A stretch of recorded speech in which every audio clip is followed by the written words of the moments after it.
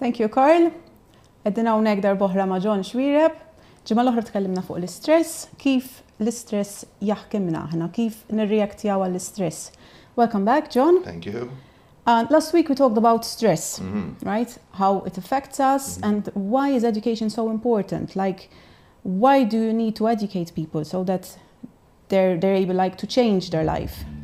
Right, and yeah, we talked about how to educate someone about stress. But in fact, I think just the word itself, education, is the key word. I mean, what is education? You know? Why is it so important? Why education is so important? I mean, this should be an obvious, no? I'm not saying it to you, just period. This should be an obvious. I mean, we don't drive a car without being educated. Anyone who drives a car has been educated to do so. Oddly enough, they only paid for that education the first time they learned how to drive a car. You get into a plane, you don't look at the cockpit, it could be a monkey flying the plane. You automatically assume that whoever is flying that plane is educated and you trust it immediately, and so education makes the world go round. We're educated on how to pay our bills, we're educated on how to take care of our taxes, we're educated on how to, manage everything in our life that is crucial, especially when money's involved, right? Because, people want money and they need to make sure that you're educated so that they get the money from you. You're not going to go to the bank and say, oh, I didn't pay my mortgage for, 3 months because I was unaware. They would say, knowledge is power, you're educated. Oddly enough, when it comes to health and wellness, people are not educated. And how do you know they're not educated? Exactly. Look around you. We're sicker, we're fatter, sooner than ever before. Our 4 top killers of the world right now globally are as this. Number 1, heart disease, which is caused by fat. Number 2, strokes, which is caused by fat. Number 3 is diabetes, caused by fat and nutrition. Other issues, it can be genetic and so on and so forth. Number 4 is cancer, fat and nutrition. Point is that fat is a contributor to people being unhealthy. People are walking around fat. And this in itself shows you something, because no one ever says they want to lose fat. They always say they want to lose weight. As a matter of fact, yeah, it's... So what's the difference between fat and weight loss?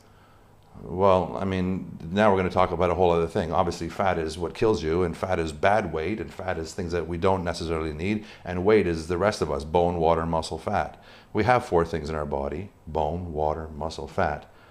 But having a high amount of fat increases the risk of heart disease, stroke, diabetes, Alzheimer's, Parkinson's, cancers, and all kinds of illnesses. It creates mental distress, nervousness, anxiety, all the stresses that we were talking about before.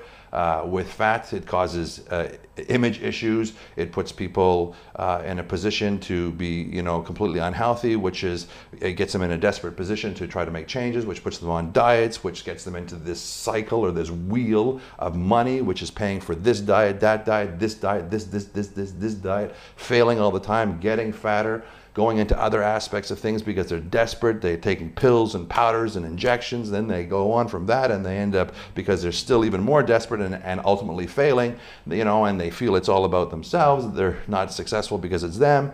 They go down a whole other path, and ultimately in the very end of it all, most of these people are going to end up being in a hospital, being in a clinic, being, dealing with someone to manage the issues, so probably on medications and dealing with all these types of things. And why?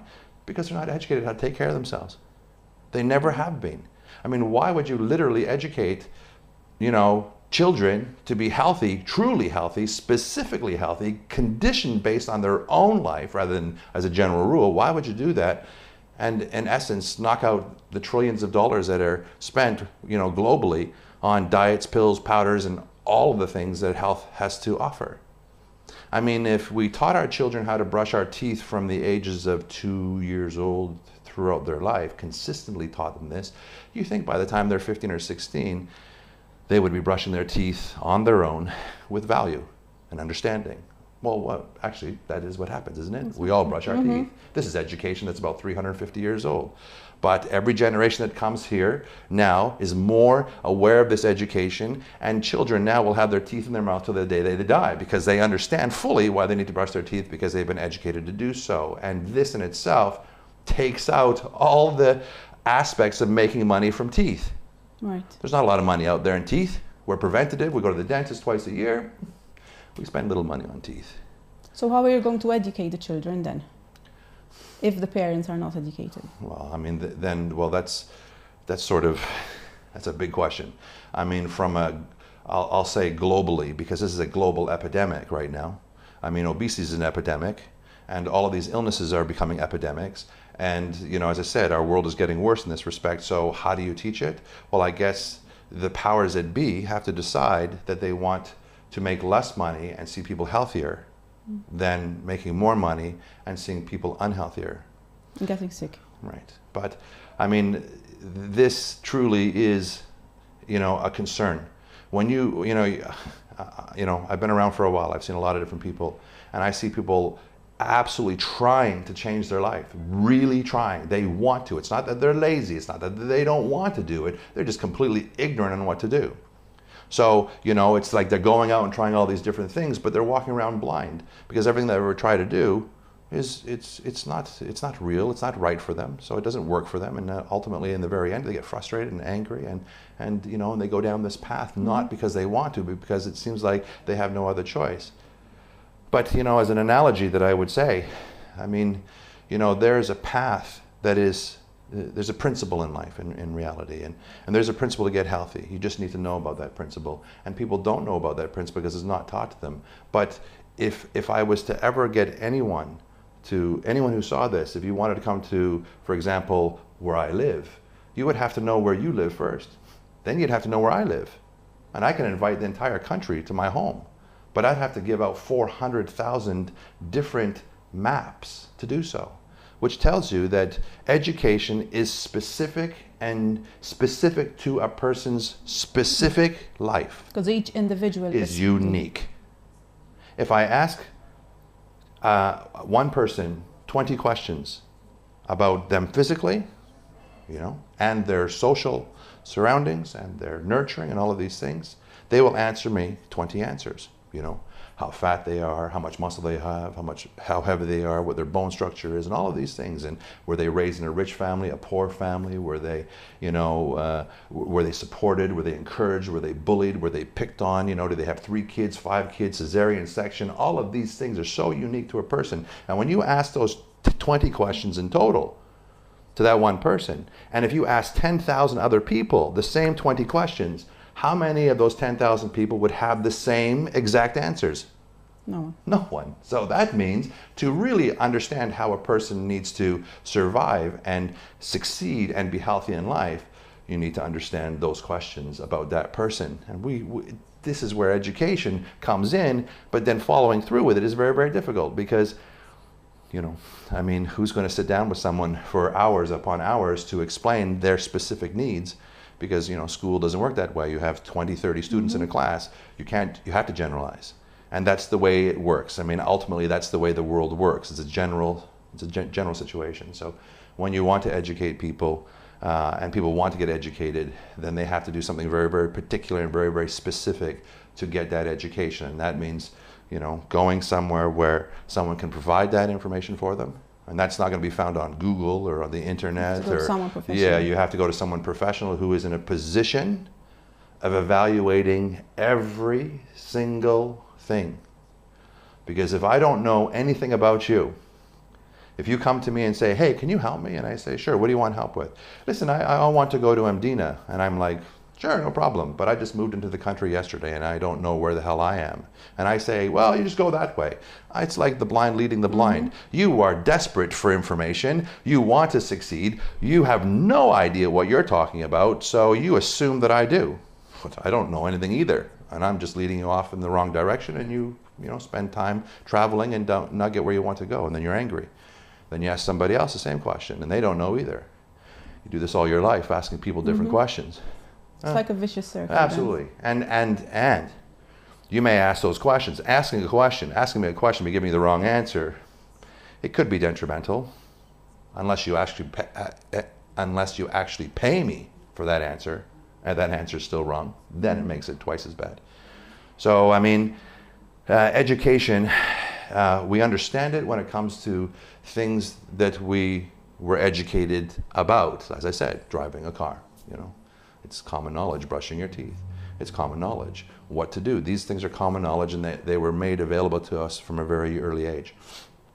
But when it comes to health and wellness, unfortunately, I really don't know too many people that truly can sit down and start to evaluate themselves from a holistic point of view and understanding themselves from an internal point of view and putting it all together and coming down with hey, I know exactly what I'm doing. Because if they did, no one would be fat.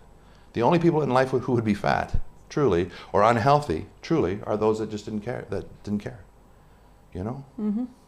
I mean, I said something to you, 88% of the population diets and 98% of all people that diet only get fatter in time. That's kind of like saying, listen, I'm going to spend 30,000 euros on an education that's going to take me 10 years.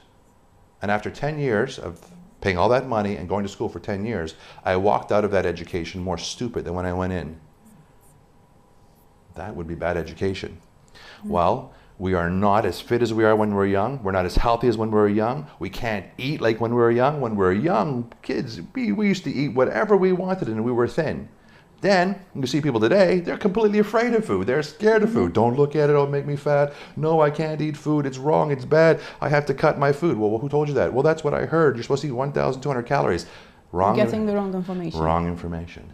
Right. I've never seen a person at the gas station putting petrol in their car going, oh, hold it back. I'm afraid it's going to make my car fat. It's energy for the body. That's the way it is. You understand it. That's education. You know it. There's no questions about it. But here we second guess everything. So it's fundamental that education becomes the cornerstone of our life. That is where success is going to be with education.